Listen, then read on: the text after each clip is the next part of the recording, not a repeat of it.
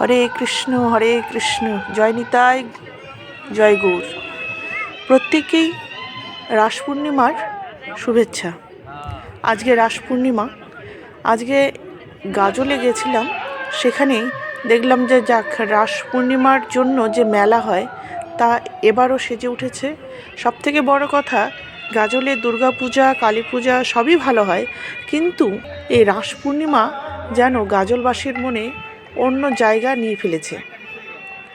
আমরা যারা গাজলের আশেপাশে থাকি আর গাজলে যারা থাকে তারা তো প্রত্যেকেই মনে করে যে কবে রাস পূর্ণিমা আসবে। আর এই রাস পূর্ণিমার আলোকসজ্জা থেকে এখানে কীর্তন, তারপর বিভিন্ন রকম উৎসব অনুষ্ঠান যা হয় তা নজর কাড়া বলাই যেতে পারে। আপনারা যারা গাজলে এসেছেন এই রাস পূর্ণিমার সময়, তারা দেখেছেন এখানকার আনন্দ সমারোহ দেখার মতো। এর জন্য গাজলবাসীকে অনেক ধন্যবাদ। আমরা আজকে এসছিলাম, মানে আজকে দ্বিতীয় দিন, কালকে উদ্বোধন হয়েছে, গতকাল উদ্বোধন হয়েছে। আর আগামীকাল মানে 17ই নভেম্বর 2:30 আছে নয়না দাসের পদাবলী কীর্তন, আর সন্ধে 6:30টার পরে আছে সুমন ভট্টাচার্য, বিখ্যাত পদাবলী গায়ক। যারা পদাবলী কীর্তন শোনেন তারা বুঝতে পারবেন। সুমন ভট্টাচার্য নামটা বললেই অনেক টাকার আসর বোঝাই যাচ্ছে, কারণ এত বড় মেলা চালাতে গেলে প্রচুর টাকার দরকার আছে।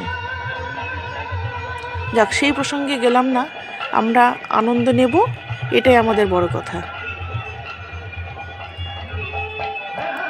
আপনারা দেখতেই পাচ্ছেন এই যে গাজল সার্বজনীন রাস উৎসবের যে লিস্টটা দেওয়া আছে, আগে এতটা মানে মানুষ জানতে পারতো না যে কবে কি হচ্ছে, কবে কি হবে। এখন আমরা প্রত্যেকেই জানতে পারছি যে আজকে কি হবে, কালকে কি হবে। প্রতিদিনই ওই সন্ধে 7টার পরে, 7টা থেকে 7:30টার পরে বিখ্যাত গায়ক গায়িকা এরা আসে, যারা অভিনয় জগতে আছে, এরমও হিরো হিরোইনরা আসে। যা সব কিছু মিলে একটা অন্যরকম স্বাদের মেলা, এটা বলাই যেতেই পারে।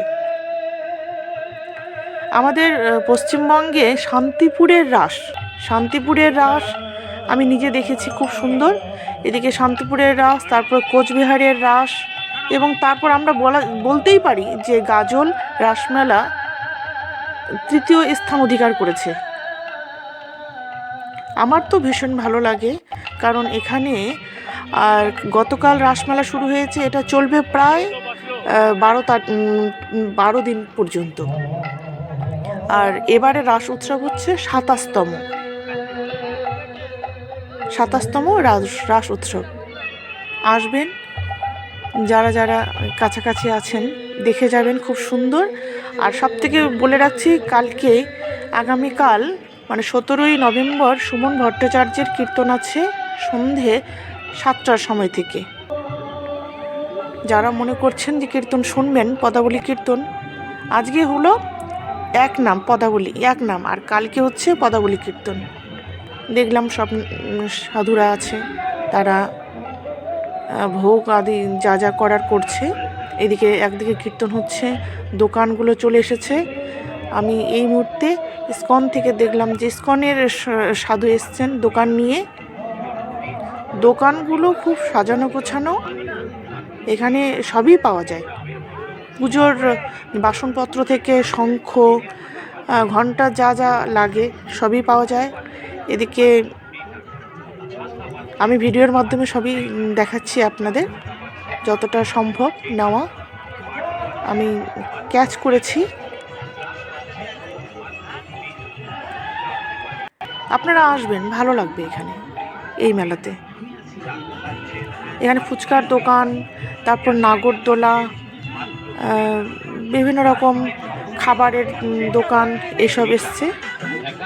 বাচ্চাগুলো আজকে বললো যে মা আজকে দেখিনি মেলাটা, কারণ এরপর থেকে আমাদের এই রাস মেলা শুরু হয় আর একদিকে আমাদের বাচ্চাদের পরীক্ষা।